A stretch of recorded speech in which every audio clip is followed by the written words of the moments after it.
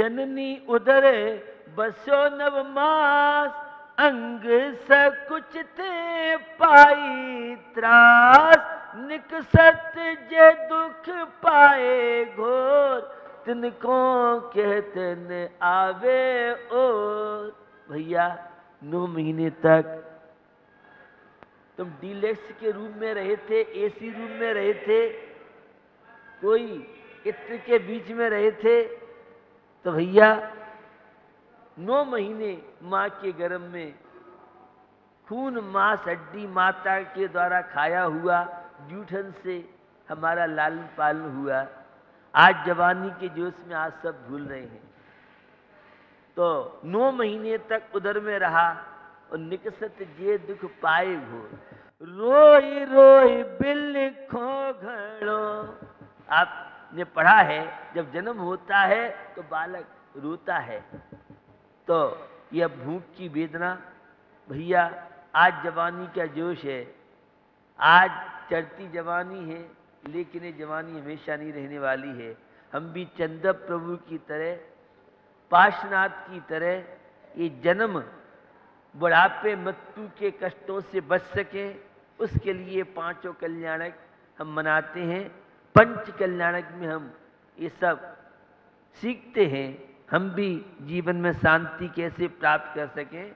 तो मुनि महाराज ज्ञान ध्यान तप में लीन रहते हैं और ग्रस्त व्यक्ति भी अपनी सामर्थ्य शक्ति के अनुसार धर्म की आराधना, धर्म की साधना कर सकता है। क्योंकि सांसारिक जीवन उलझनों से भरा हुआ जीवन है, और जीवन तो नागराय मरुदेवी ने व्यतीत किया था। सिद्धार्थ और मां त्रिशला जो हमारे आदर्श माने जाते हैं, भगवान महावीर के माता पिता, उनका भी दाम्पत्य जीवन लेकिन हमारी आपकी तरह रोते हुए नहीं व्यतीत हुआ। वे धार्मिक क्रियाकलापों से जुड़े थे, इसलिए जीवन में दुख शांति कष्ट उनके नहीं आए। तो हमें यह है नर जीवन मिला है, तो इस नर जीवन में हम भी जीना सीखें। धर्म एक जीवन में जीने की कला है, और अहिंसा के द्वारा व्यक्ति शांति का अनुभव कर सकता है, और हिंसा के द्वारा जीवन में विसंगतियां, विपत्तियां, कष्ट और दुख आते हैं।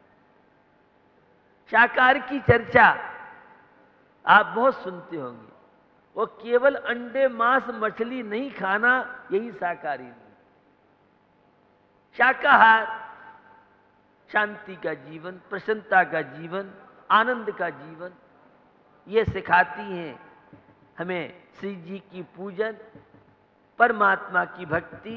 हम जो आरती स्तुति आदि करते हैं, ये हमें सिखा रहे हैं कि जीवन में शाकाहारी रहोगे, दया, करुणा, सेवा की भावना, संवेदनशीलता, भलाई के कार्य, ये सारे शाकाहारी जीवन शैली है। अपने माता पिता की सेवा, सासू ससुर की साज संभाल, ये सब अगर ऐसा आपके जीवन में नहीं है तो क्या आप शाकाहारी कहलाएंगे? प्रश्नवाचक चिन्ह।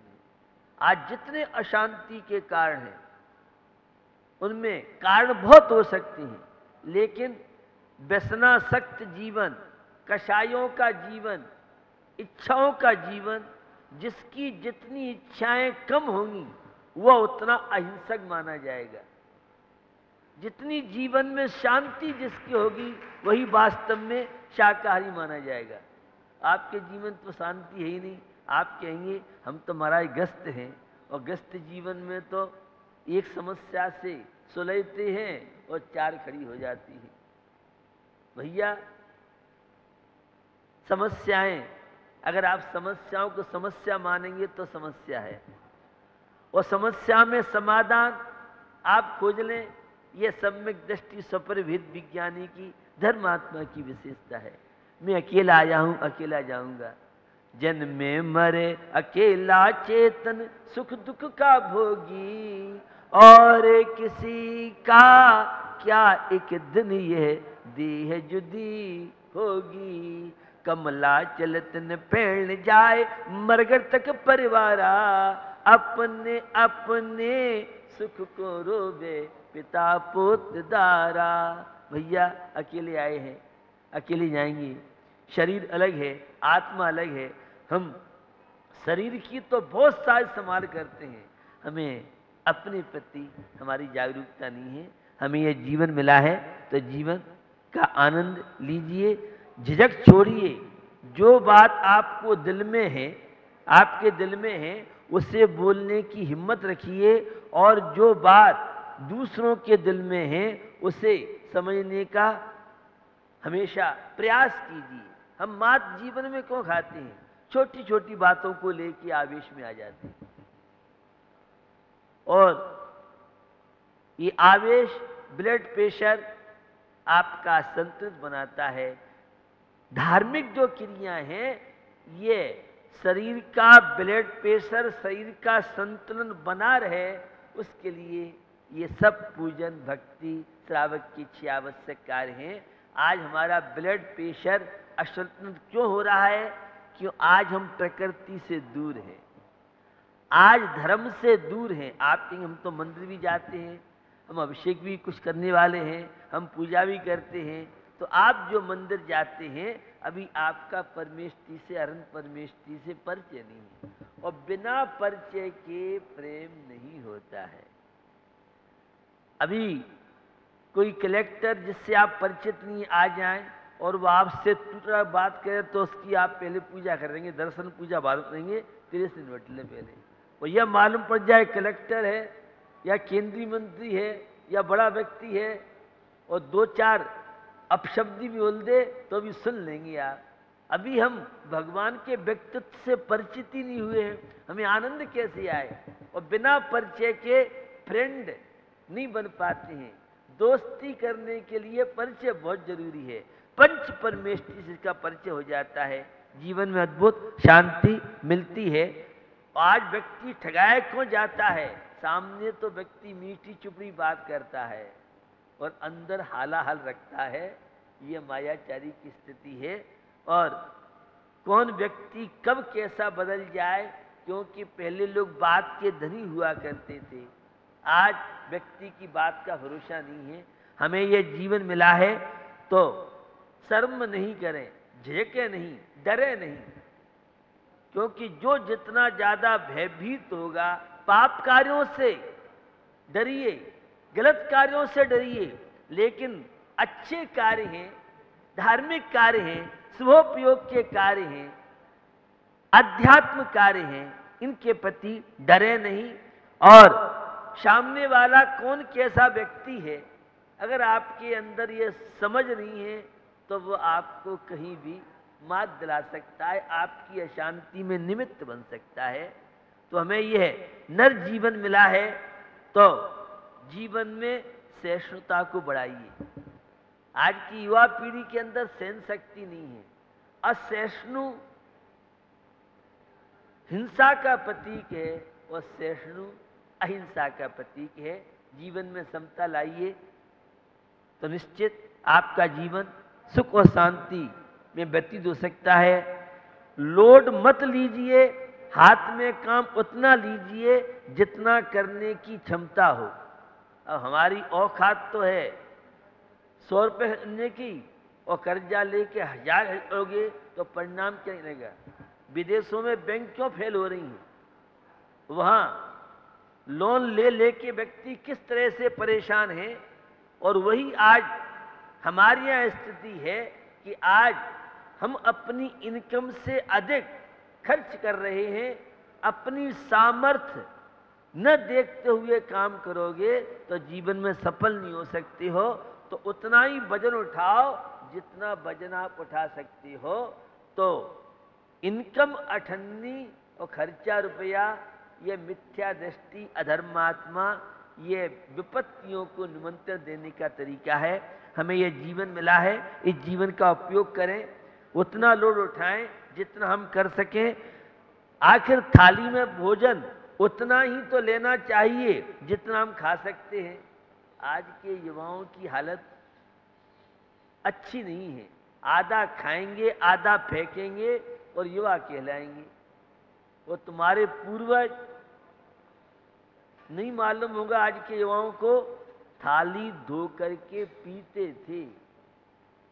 मैं धर्मस्थल था वीरेंद्र हेगड़े, जो वहां परमात्मा माने जाते हैं, अभी भी हैं। उनके यहाँ क्या मजाल, एक कण अगर वह जमीन में गिर जाए। मेरा धारवाड़ यूनिवर्सिटी में मेडिकल कॉलेज में प्रवचन था, और जब प्रवचन के बाद मुझे उन्होंने वहां बताया ऐसा सिस्टम है भोजनशाला का, एक दाना जमीन में गिर नहीं सकता है।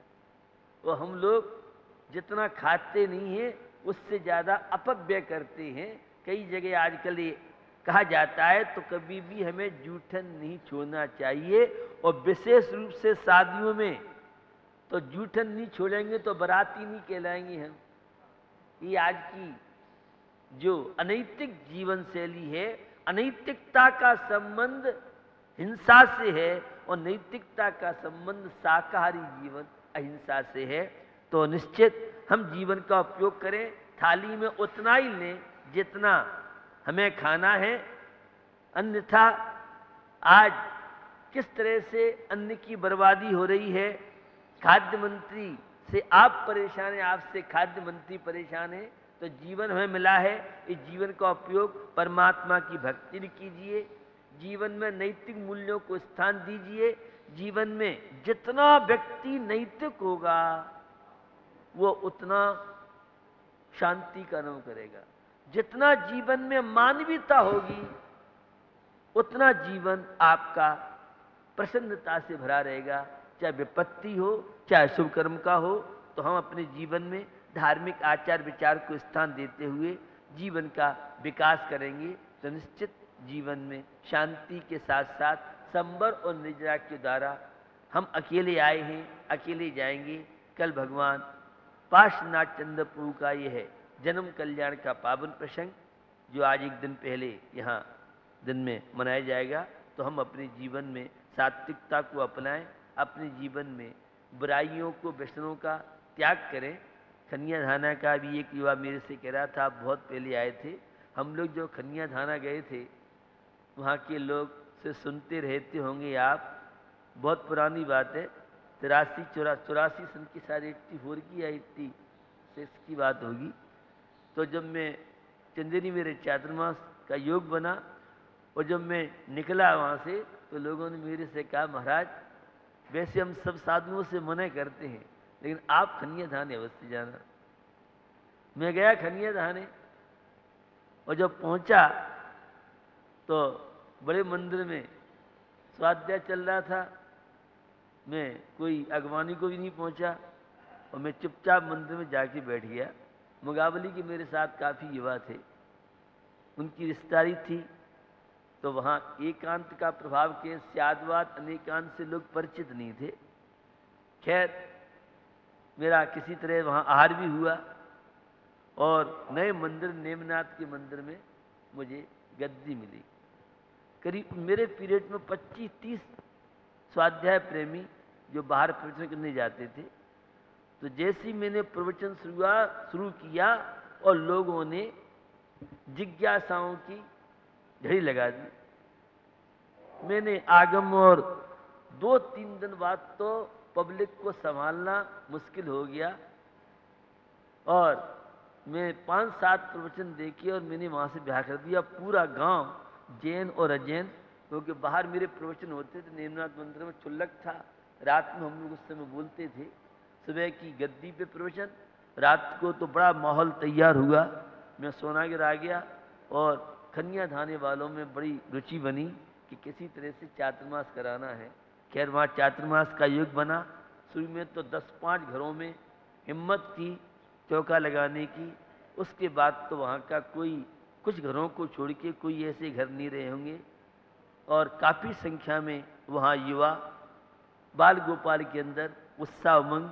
उसके बाद तो फिर कन्या धाने में आने जाने वाले साधुओं का और कई चातुर्मास का योग बना। तो समय सार पढ़ने वाले, सम्यक दर्शन की बात करने वाले और अध्यात्म की चर्चा करने वाले वहाँ काफ़ी संख्या में लोग थे। तो निश्चित जीवन में परिवर्तन होता है। उस समय की स्थिति अलग थी, आज तो खनिया थाने में बहुत चेतना है, बहुत जागृति है।